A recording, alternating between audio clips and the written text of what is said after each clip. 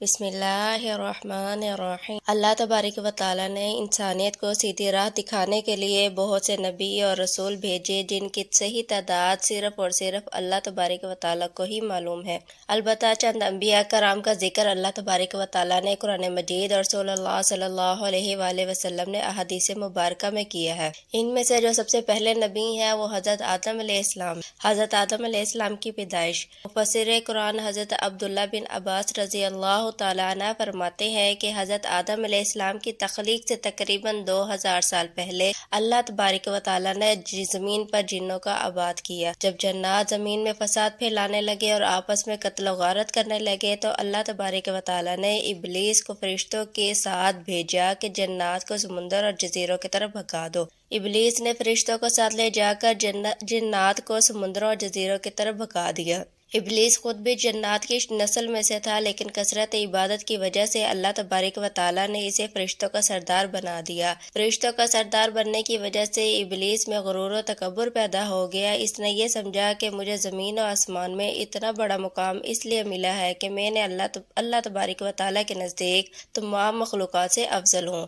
اللہ تعالیٰ کو اس کا یہ غرور و تکبر پسند نہ آیا، اور اسی وقت اللہ تبارک و تعالیٰ نے فرشتوں کے سامنے ایک ایسی مخلوق کو پیدا کرنے کا اظہار فرمایا جو زمین میں اللہ تعالیٰ کی خلافت قائم کرے۔ فرمان الہی ہے جس کا ترجمہ یہ ہے: اے پیغمبر صلی اللہ علیہ وآلہ وسلم، وہ وقت یاد کیجئے جب آپ کے رب نے فرشتوں سے کہا کہ میں زمین میں اپنا کوئی خلیفہ یعنی کہ نائب بنانے والا ہوں۔ فرشتے جو زمین میں جنات کا فساد خون ریزی دیکھ چکے تھے، انہوں نے حکمت معلوم کرنے کے لیے کہا کہ اے اللہ، کیا آپ زمین میں ایسی مخلوق اپنا نائب بنانا چاہتے ہیں جو زمین میں فساد پھیلائے، خون ریزی کرے، جبکہ ہم آپ کی حمد و ثنا کے ساتھ تسبیح و پاکیزگی بیان کرتے ہیں؟ اللہ نے فرمایا: جو میں جانتا ہوں وہ تم نہیں جانتے۔ سورہ بقرہ آیت نمبر 30۔ اللہ تبارک و تعالیٰ نے اپنی چاہت کو عملی جامہ پہناتے ہوئے حضرت آدم علیہ السلام کا پتلا اپنے ہاتھوں سے تیار کیا۔ فرمان الہی ہے، اللہ نے فرمایا: اے ابلیس، جسے حضرت آدم علیہ السلام کو میں نے اپنے ہاتھوں سے پیدا فرمایا ہے، اسے سجدہ کرنے سے تجھے کس چیز نے روکا؟ سورہ صاد آیت نمبر 75۔ احادیث رسول اللہ صلی اللہ علیہ وآلہ وسلم قیامت کے دن تمام اہل ایمان جمع ہو کر حضرت آدم علیہ السلام کے پاس آئیں گے اور عرض کریں گے کہ آپ تمام انسانوں کے باپ ہیں۔ اللہ تبارک و تعالیٰ نے آپ کو اپنے ہاتھ سے پیدا فرمایا، فرشتوں سے آپ کو سجدہ کروایا، آپ کو چیزوں کے نام سکھائے، آپ اپنے رب کے سامنے ہماری سفارش کیجیے تاکہ ہم اس مصیبت سے نجات پا سکیں۔ مصیبت سے مراد یعنی کہ میدان محشر کی ہولناکیوں سے نجات پا سکیں۔ آپ علیہ السلام فرمائیں گے کہ آج اللہ تعالیٰ بہت غصے میں ہے، آج سے پہلے کبھی اتنے غصے میں نہیں آئے تھے، نہ ہی بعد میں آئیں گے۔ اللہ تبارک و تعالیٰ نے مجھے درخت کے پاس جانے سے منع کیا تھا، لیکن مجھ سے غلطی ہو گئی، لہٰذا آپ کسی اور کے پاس چلے جائیں گے۔ بخاری حضرت انس کی روایت سے۔ سب سے افضل دن جمعہ کا دن ہے۔ اس دن حضرت آدم علیہ السلام کو پیدا کیا گیا، اس دن انہیں جنت میں داخل کیا جائے گا، اسی دن انہیں جنت سے نکالا گیا اور اسی دن قیامت قائم ہو گئی۔ یہ مسلم شریف کی روایت ہے اور اس کو روایت کیا ہے حضرت ابو ہریرہ رضی اللہ تعالی عنہ نے۔ اللہ تبارک و تعالیٰ نے حضرت آدم علیہ السلام کی شکل و صورت بنانے کے بعد جب تک چاہا انہیں ڈھانچہ کی صورت میں پڑا رہنے دیا۔ ابلیس حضرت آدم علیہ السلام کے پاس چکر لگاتا رہتا۔ جب اس نے دیکھا کہ یہ جسم اندر سے کھوکھلا ہے تو اس نے اندازہ کر لیا کہ یہ ایسی مخلوق ہے جو اپنے نفس پر قابو نہیں رکھ سکے گی۔ یہ بھی روایت کی ہے حضرت انس رضی اللہ تعالی عنہ نے، مسلم کی روایت میں سے۔ اللہ تبارک و تعالیٰ نے حضرت آدم علیہ السلام کو پوری زمین سے جمع کی گئی مٹھی بھر خاک سے پیدا فرمایا۔ اسی وجہ سے حضرت آدم علیہ السلام کی اولاد بھی مختلف رنگوں مٹی کے مطابق پیدا ہوئی ہے۔ ان میں سرخ، سفید، سیاہ اور درمیانی رنگوں کے بھی لوگ ہیں۔ اسی طرح نیک، بد، نرم خو، سخت طبیعت اور درمیانی طبیعت والے بھی لوگ پائے جاتے ہیں۔ یہ ہے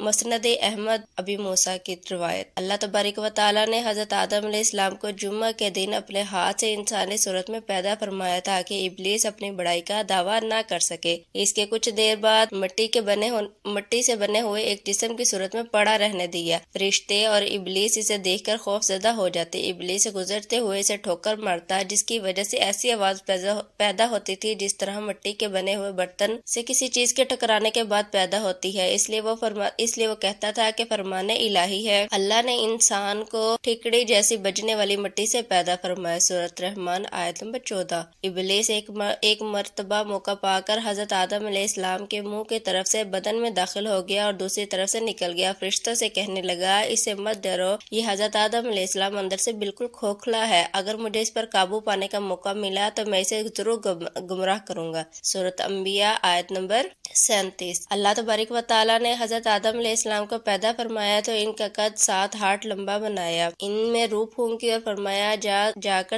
فرشتوں کی جماعت کو سلام کہیے اور ان کا جواب غور سے سنیے، وہی تمہاری اور تمہارے اولاد کے سلام اور جواب کا طریقہ ہوگا۔ حضرت آدم علیہ السلام نے فرشتوں کی ایک جماعت کے پاس جا کر کہا السلام علیکم، فرشتوں نے جواب دیا السلام علیکم ورحمۃ اللہ، یعنی کہ ورحمۃ اللہ کا اضافہ فرما دیا۔ جنت میں جو بھی داخل ہوگا وہ حضرت آدم علیہ السلام کی صورت پر 7 ہاتھ قد کا ہوگا۔ اس کے بعد آج تک مخلوق کے قد میں کمی ہوتی رہی، یہاں تک کہ موجودہ صورتحال آ گئی، یعنی کہ آپ کو پتہ ہے کہ کتنے انسان کے قد ہیں۔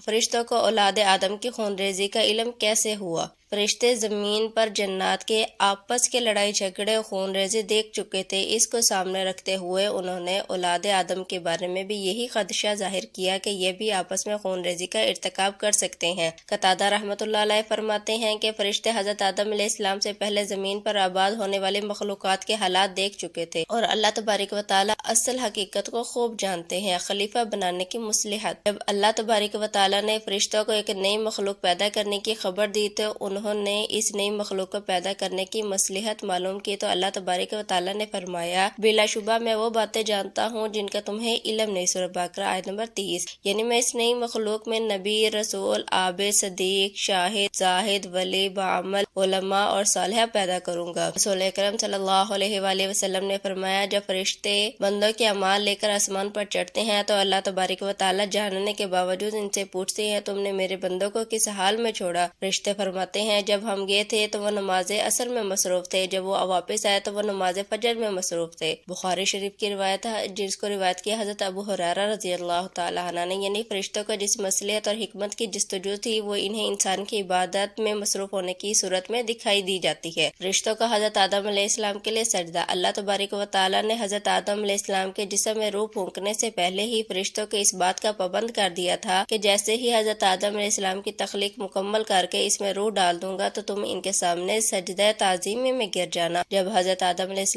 اللہ تبارک و تعالیٰ نے حضرت آدم علیہ السلام کے مکمل شکل و صورت بنانے کے بعد اس میں روح ڈال دی تو فرشتے اللہ تعالیٰ کے حکم کی تعمیل کرتے ہوئے فوراً حضرت آدم علیہ السلام کے سامنے سجدہ میں گر گئے۔ فرمان الہی ہے اور یاد کیجئے جب آپ کے رب نے فرشتوں سے فرمایا کہ میں نے انسان کو کالی اور سڑی ہوئی اور کھرکتی ہوئی مٹی سے پیدا کرنے والا ہوں، لہٰذا جب میں اسے پورا بنا لوں گا اور اس میں اپنی روح پھونک دوں گا تو تم سب اس کے آگے سجدہ ریز ہو جانا۔ بس تمام فرشتوں نے سجدہ کیا۔ سورہ حجر آیت نمبر 28 تا 30۔ رسول اکرم صلی اللہ علیہ وآلہ وسلم نے فرمایا جب حضرت آدم علیہ السلام میں روح ڈال دی گئی تو انہیں چھینک آئی، جس پر انہوں نے الحمدللہ رب العالمین، یعنی کہ تمام تعریفیں اللہ ہی کے لیے جو تمام جہانوں کا رب ہے، کہا۔ اللہ تبارک و تعالیٰ نے جواب میں یرحمک اللہ، یعنی کہ اللہ پر رحم فرمائے۔ یہ بھی روایت کیا حضرت انس رضی اللہ تعالیٰ عنہ نے۔ حضرت آدم علیہ السلام کی عزت و تکریم و فرشتوں پر فضیلت۔ حضرت آدم علیہ السلام کی عزت و تکریم کرتے ہوئے اللہ تبارک و تعالیٰ نے انہیں اپنے ہاتھوں سے تخلیق فرمایا، فرشتوں سے سجدہ کروا کر آپ علیہ السلام کی خوب عزت افزائی فرمائی۔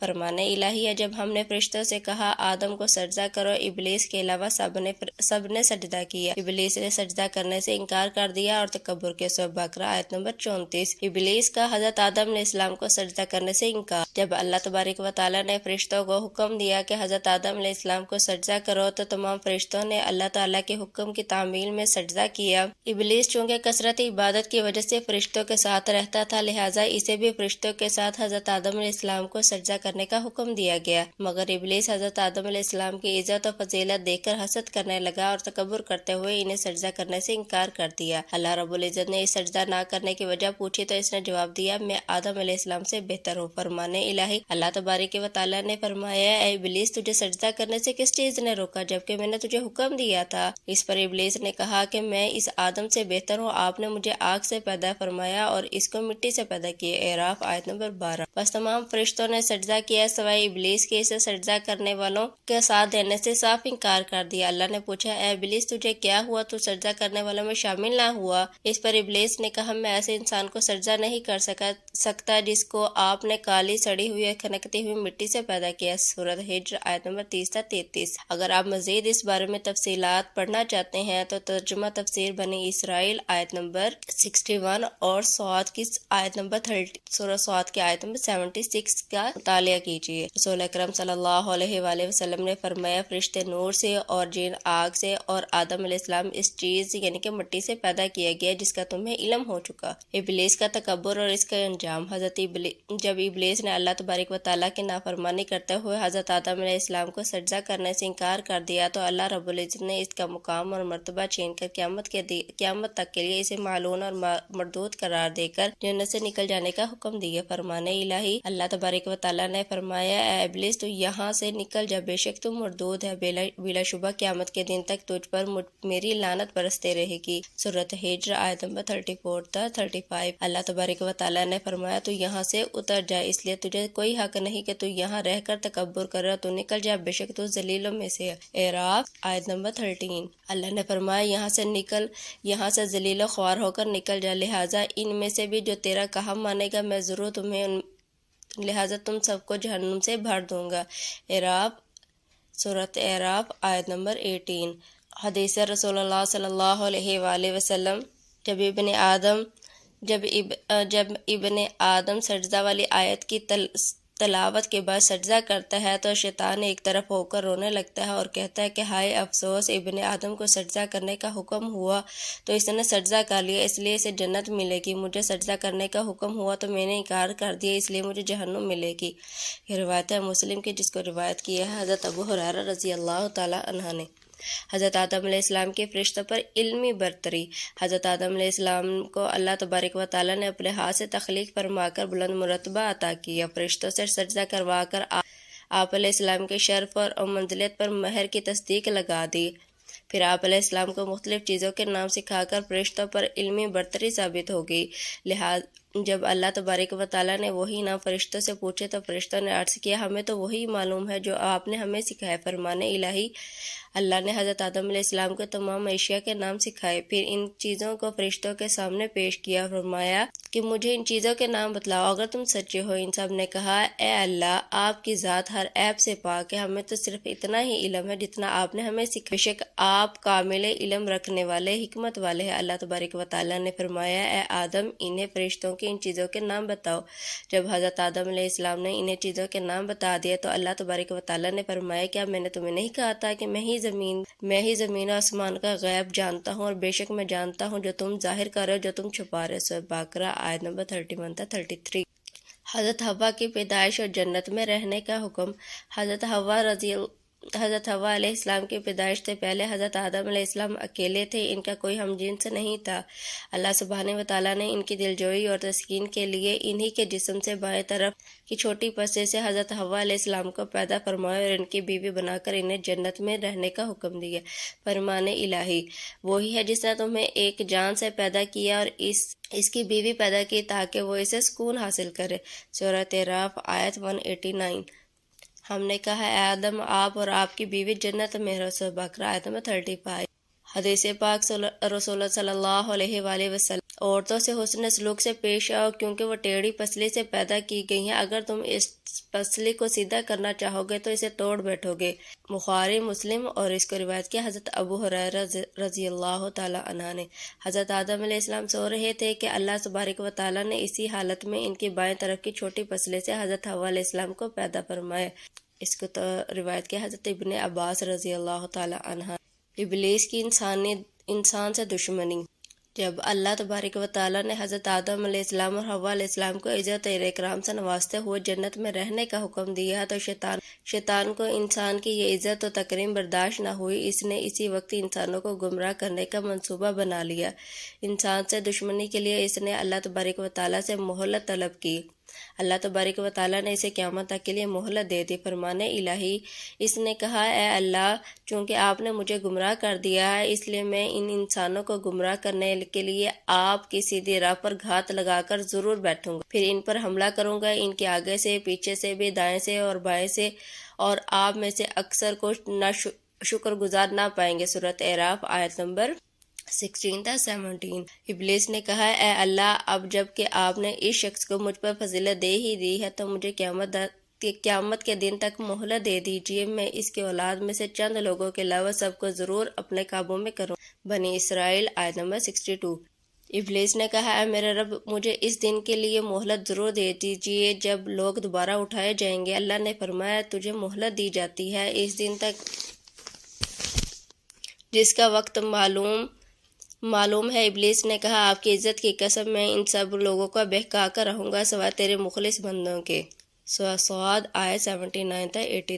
رسول اکرم صلی اللہ علیہ وآلہ وسلم نے فرمایا یقین منو شیطان آدم علیہ السلام کی اولاد کو گمراہ کرنے کے لیے اسلام کی راہ پر بیٹھا ہوا ہے، ان کے دلوں میں یہ وسوسہ ڈالتا ہے افسوس تم اپنے باپ دادا کا دین چھوڑ کر مسلمان ہو رہے ہو۔ سعادت مند لوگ اس بات کو ٹھکرا کر مسلمان ہو جاتے ہیں۔ پھر شیطان جہاد کی راہ میں بیٹھ کر کہتا ہے جہاد کیوں کرتے ہو، تم مارے جاؤ گے، تمہاری عورت کسی اور سے نکاح کر لے گی، تمہارا مال تقسیم کر لیا جائے گا، مگر سعادت مند لوگ اس بات کو رد کر کے جہاد کے لیے نکل پڑتے ہیں۔ ایسے لوگ یقیناً جنتی ہیں، خواہ وہ شہید ہو جائیں کر یا کچل کر مر جائیں۔ اللہ تبارک و تعالیٰ کی بنی آدم کو ابلیس کی دشمنی پر تنبیہ۔ اللہ تعالیٰ نے ابلیس کو قیامت تک کے لیے مہلت دینے کے بعد بنی نوع انسان کو ابلیس کی دشمنی سے آگاہ فرمایا اور یہ وضاحت دی کہ تمہارا سب سے بڑا دشمن شیطان ہے، اس سے بچنے کی ہر ممکن کوشش کرو، یہ بڑا چلاک اور چھپ کر وار کرنے والا ہے، تم اسے اور اس کے چیلوں کو نہیں دیکھ سکتے لیکن وہ تمہیں دیکھ رہا ہے، اس نے تمہارے ماں باپ کو دھوکہ دے کر جنت کے آرامدہ زندگی سے محروم فرمایا۔ فرمان الہی، اللہ نے فرمایا اے ابلیس، ان آدم علیہ السلام کی اولاد میں سے جو بھی تیری پیروی کریں گے تم سب کی سزا جہنم ہے جو پورا بدلہ ہے، اور ان کی اولاد میں سے تو جسے بھی چاہے اپنی آواز خوشنما سے گمراہ کر سکتا ہے کر لے، ان پر اپنے سوار اور پیادے بھی دوڑا، ان کے مال اولاد میں بھی اپنا حصہ حاصل کر لے، ان کے جھوٹے وعدے بھی حاصل کر لے، اور ان کے اولاد سے شیطان کے سارے وعدے محض دھوکہ ہی ہیں۔ اللہ نے فرمایا بے شک میرے مخلص بندوں پر تیرا کوئی زور نہیں چلے گا اور تمہارا رب ان مخلص بندوں کی دستگیری کرنے کے لیے کافی ہے۔ بنی اسرائیل آیت نمبر 63 تا 65۔ اور یاد کرو جب ہم نے فرشتوں سے کہا کہ آدم علیہ السلام کو سجدہ کرو تو ابلیس کے علاوہ سب نے سجدہ کیا، وہ جنات میں سے تھا، اور ابلیس نے اپنے پروردگار کے حکم کی نافرمانی کی، تو کیا پھر تم اسے اور اس کی اولاد کو میرے سوا دوست بناتے ہو، حالانکہ وہ تمہارا دشمن ہے، اگر وہ ایسے ظالموں سے بہت ہی برا بدلہ ہے۔ سورہ کہف آیت نمبر۔ حضرت آدم علیہ السلام و حوا کے خلاف ابلیس کی چال۔ جب ابلیس نے یہ دیکھا کہ اللہ تعالیٰ نے حضرت آدم علیہ السلام کو عزت دیتے ہوئے انہیں جنت میں رہنے کا حکم دے دیا تو حسد کی آگ میں جل گیا۔ انسان دشمنی کا عملی مظاہرہ کرتے ہوئے انہیں جنت سے نکالنے کے لیے چال چلنے لگا۔ وہ بڑا ہمدرد بن کر حضرت آدم علیہ السلام و حوا کے پاس آ کر کہنے لگا تمہیں معلوم نہیں اس درخت کے قریب جانے سے تمہیں کیوں روکا گیا؟ میں تمہیں ایک راز بتاتا ہوں، اللہ تبارک و تعالیٰ نے تمہیں اس درخت کے پاس جانے سے اس لیے روکا ہے اگر تم اس درخت کا پھل کھا لو گے تو فرشتے بن جاؤ گے یا پھر ہمیشہ کے لیے جنت کی زندگی پالو گے۔ فرمان الہی، تمہارے رب نے تو تم کو اس درخت کا پھل کھانے سے صرف اس لیے منع کیا تھا کہ تاکہ تم فرشتے نہ بن جاؤ یا ہمیشہ زندہ رہنے والوں میں سے نہ ہو جاؤ۔ سورۃ اعراف آیت نمبر 20۔ شیطان نے ان کے حضرت آدم علیہ السلام کے دل میں وسوسہ ڈالا اور کہا اے آدم، کیا میں تمہیں ہمیشہ کی زندگی کا درخت اور ایسی بادشاہت نہ بتاؤں جو کبھی ختم نہ ہونے والی ہو؟ سورۃ طٰہٰ آیت نمبر 120۔ حضرت آدم علیہ السلام اور حوا کا ممنوع درخت کا پھل کھانا۔ حضرت آدم اور حوا ابلیس کو اپنا ہمدرد اور خیر خواہ سمجھ کر اس کے بہکاوے میں آ گئے اور جنت کے پاس جانے سے پہلے حضرت آدم علیہ السلام اور حوا کا ممنوع درخت کا پھل کھانا۔ حضرت آدم علیہ السلام اور حوا ابلیس کو اپنا ہمدرد اور خیرخواہ سمجھ کر اس کے بہکاوے میں آ گئے، اور جس درخت کے پاس اللہ تبارک و تعالیٰ نے انہیں منع کیا تھا اس کے پاس چلے گئے، اور جیسے ہی اس درخت کا پھل چکھا تو ان کے جسم پر سے جنتی لباس فوراً اتر گیا۔ فرمان الہی: ہم نے کہا اے آدم، یہ تمہارا اور تمہاری بیوی کا کھلا دشمن ہے، خیال رکھنا ایسا نہ ہو کہ یہ تم دونوں کو جنت سے نکلوا دے اور پھر تم مصیبت میں پڑ جاؤ۔ یہاں تو تمہیں آرام ہے، نہ بھوک ستاتی ہے، نہ تم بہرنا رہتے ہو، نہ تمہیں پیاس لگتی ہے، نہ ہی تمہیں دھوپ ستاتی ہے۔ آیت نمبر 117 تا 119 سورۃ طٰہٰ۔ حضرت آدم علیہ السلام اور حوا جنت میں آرام و سکون سے رہنے لگے، اور شیطان انہیں بہکانے کے لیے مسلسل ان کا پیچھا کرتا رہا۔ آخرکار اس نے حضرت آدم علیہ السلام کو بہکانے کے لیے ان کے دل میں وسوسے ڈالنے شروع کر دیے، اور کہنے لگا اے آدم، کیا میں تمہیں ایسا درخت نہ بتاؤں جس کے کھانے کے بعد تم ہمیشہ کے لیے جنت میں رہو گے؟ حضرت آدم و حوا نے اس درخت کا پھل کھانے سے انکار کر دیا۔ شیطان نے انہیں اعتماد دلانے کے لیے جھوٹی قسم کھا کر کہا میں تو تمہارا خیر خواہ ہوں اور تمہیں اچھی بات بتا رہا ہوں۔ شیطان کے قسم کھانے پر حضرت آدم اور حوا اس بہکاوے میں آ گئے، اور اللہ تبارک و تعالیٰ سے کیے ہوئے عہد کو بھول کر جس درخت سے اللہ تبارک و تعالیٰ نے منع فرمایا اس کا پھل کھا لیا۔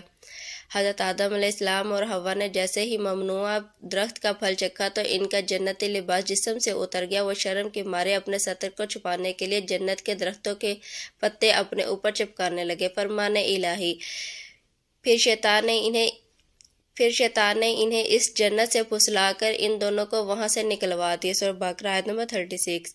پھر شیطان نے ان دونوں کے دلوں میں وسوسہ ڈالا تاکہ ان کی شرمگاہیں جو ایک دوسرے سے پوشیدہ تھی ان دونوں کے سامنے بے پردہ کر دے۔ لہٰذا کہنے لگا تمہارے رب نے تو تم کو اس درخت سے صرف اس لیے منع کیا کہ کہیں تم فرشتے نہ بن جاؤ یا ہمیشہ زندہ رہنے والوں میں سے نہ ہو جاؤ۔ اس نے ان دونوں کو اللہ تعالیٰ کے شیطان نے دونوں کے سامنے اللہ کی قسم کھائی، اور یقین جانو میں تم دونوں کا سچا خیر خواہ ہوں۔ چنانچہ اس نے ان دونوں کو دھوکہ دے کر اپنے جال میں پھنسا لیا۔ پھر جب ان دونوں نے درخت کا پھل چکھا تو دونوں کی شرمگاہیں ایک دوسرے کے سامنے بے پردہ ہو گئی۔ دونوں ہی اپنی شرمگاہوں کو جنت کے پتوں سے ڈھانپنے لگے۔ ان کے رب نے ان کو آواز دی کیا میں نے تم دونوں کو اس درخت سے منع نہیں کیا تھا، اور یہ نہیں کہا تھا کہ شیطان تمہارا کھلا دشمن ہے؟ 20-22 سورۃ اعراف۔ حضرت آدم و حوا کا جنت سے اخراج۔ جب حضرت آدم اور حوا نے ابلیس کے بہکاوے میں آ کر ممنوع درخت کا پھل کھا لیا تو ان کے جسم سے جنتی لباس اتر گئے۔ اللہ تبارک و تعالیٰ نے انہیں زمین پر اترنے کا حکم دیا، ساتھ ہی ابلیس کو بھی زمین پر اتار دیا۔ حضرت آدم علیہ السلام کو اس بات سے آگاہ کر دیا جس طرح شیطان نے تمہیں بہکا کر جنت سے نکالا ہے، اسی طرح یہ دنیا میں بھی تمہیں بہکانے کی بھرپور کوشش کرے گا تاکہ تم دوبارہ جنت میں نہ جا سکو، لہٰذا اپنے آپ کو اس چال سے بچانے کی بھرپور کوشش کرنا۔ فرمان الہی: اللہ تبارک و تعالیٰ نے فرمایا تم سب اسی حالت میں اتر جاؤ، تم سب ایک دوسرے کے دشمن ہو، تمہارے لیے زمین میں رہنے کی جگہ اور ایک مقرر وقت تک فائدہ اٹھانے کا موقع۔ اعراف آیت نمبر 24۔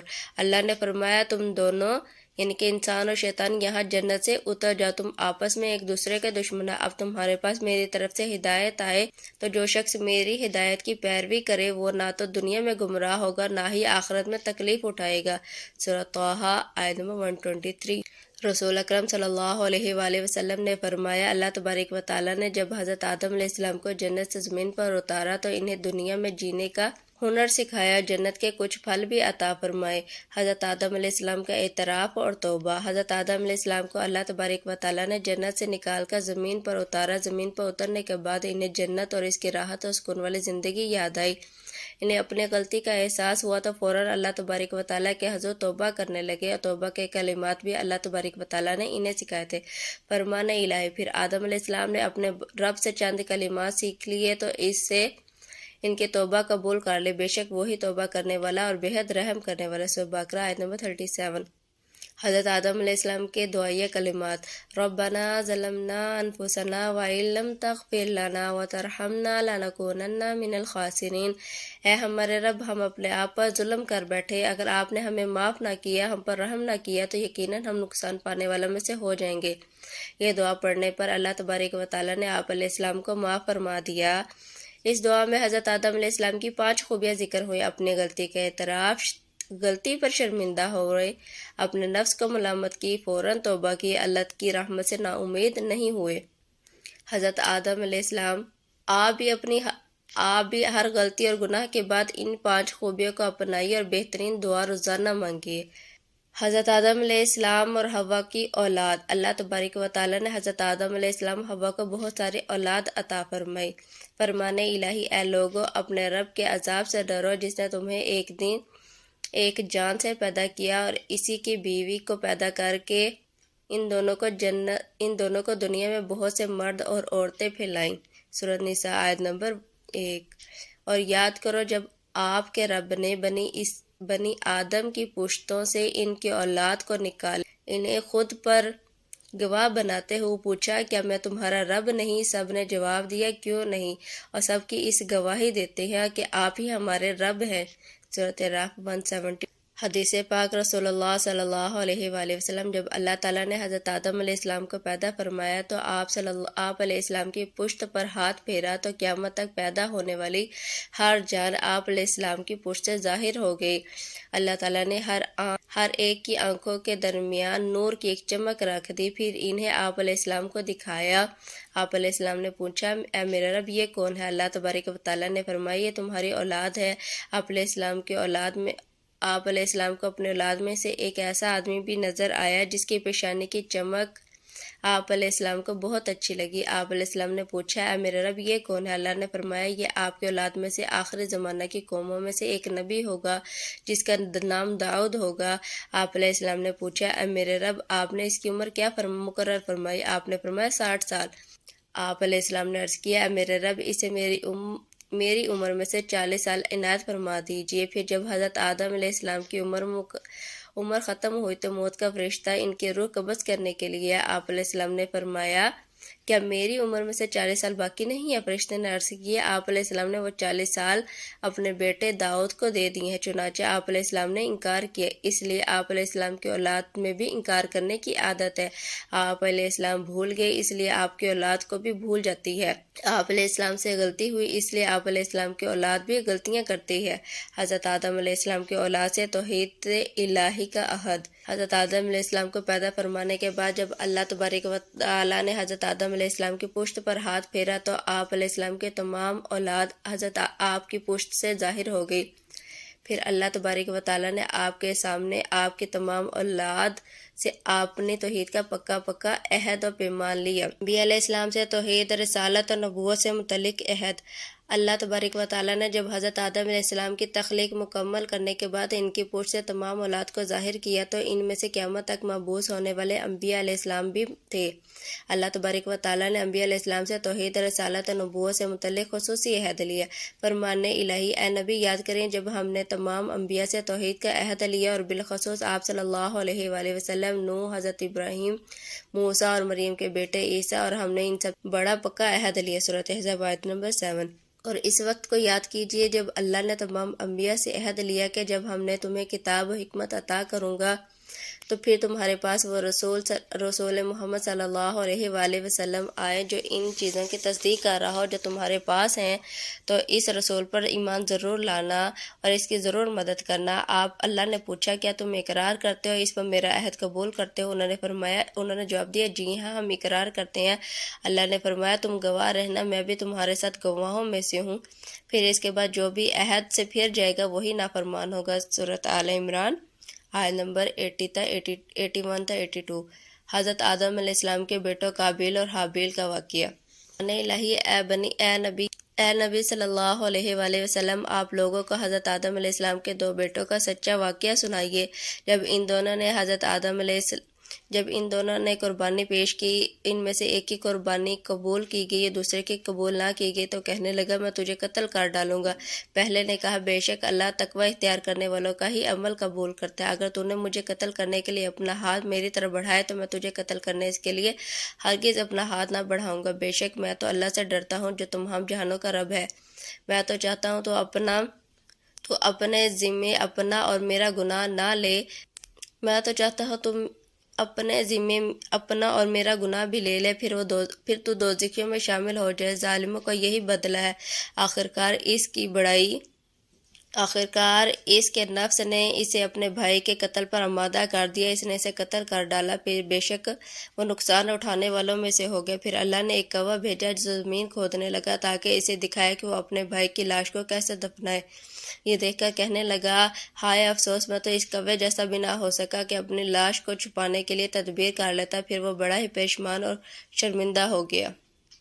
صحابہ رضی اللہ تعالیٰ عنہ بیان کرتے ہیں کہ جب حضرت آدم علیہ السلام کے ہاں ولادت کا سلسلہ شروع ہوا تو ان کے ہاں ہر بار ایک لڑکا اور لڑکی پیدا ہوتے۔ حضرت آدم علیہ السلام کو یہ حکم تھا کہ ہر لڑکے کی شادی دوسرے لڑکے کے ساتھ پیدا ہونے والی لڑکی سے کر دیں، دوسرے پیدا ہونے والے لڑکے کی شادی پہلے لڑکے کے ساتھ پیدا ہونے والی لڑکی کے ساتھ کر دیں۔ حضرت آدم علیہ السلام کے ہاں ایک مرتبہ قابیل اور اس کی بہن پیدا ہوئی، دوسری مرتبہ حابیل اور اس کی بہن پیدا ہوئی۔ سابقہ اصول کے مطابق قابیل کی بہن کا نکاح حابیل سے اور حابیل کی بہن کا نکاح قابیل سے ہونا تھا۔ اتفاق کے طور پر قابیل کی بہن حابیل کی نسبت زیادہ خوبصورت تھی، اس لیے قابیل نے چاہا کہ اس کی شادی قابیل کی بہن کے بجائے خود اپنی ہی بہن سے ہو جائے۔ حضرت آدم علیہ السلام نے قابیل سے کہا اپنی بہن سے حابیل کا نکاح کرنے دو، لیکن قابیل نے انکار کیا۔ سمجھانے کے باوجود تو اپنی ہی بہن سے خود نکاح پر اصرار کرنے لگا۔ حضرت آدم علیہ السلام نے ان دونوں سے کہا تم اللہ کی راہ میں بطور نذرانہ قربانیاں پیش کرو، جس کی قربانی قبول ہو جائے وہی حق پر ہوگا۔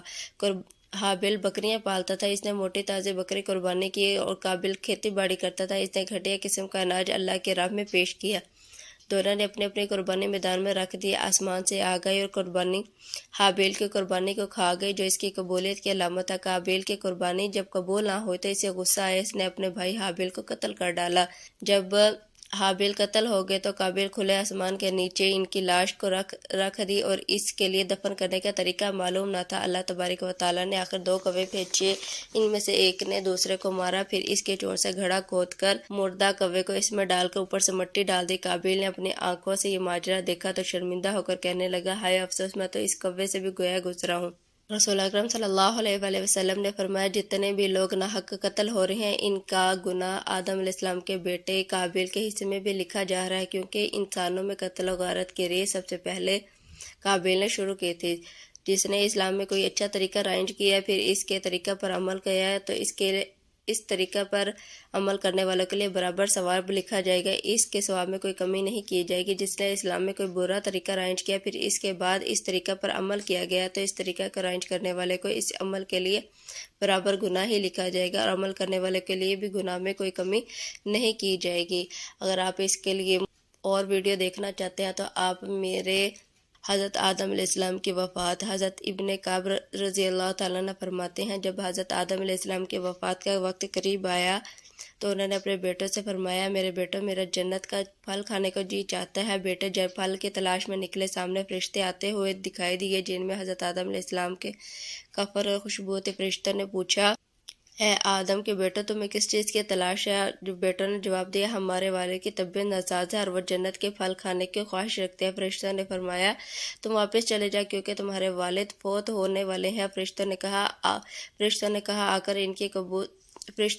آ کر ان کی روح قبض کی، ان کو غسل دیا، کفن پہنایا، خوشبو لگائی اور آپ علیہ السلام کے لیے لحد تیار کی، پھر نماز جنازہ ادا کی، قبر میں رکھ کر اوپر سے مٹی ڈال دی، پھر مخاطب کر کے کہا کہ اے آدم کے بیٹو، تمہارے لیے مردوں کو دفن کرنے کا یہی طریقہ ہے۔ حضرت آدم علیہ السلام کو مکہ مکرمہ میں جبل ابن قیس پر دفن کیا گیا۔ حضرت آدم علیہ السلام کی کل عمر 1000 سال تھی۔ وما علینا الا البلاغ المبین۔ پلیز میرے چینل کو like and subscribe and share ضرور کیجیے۔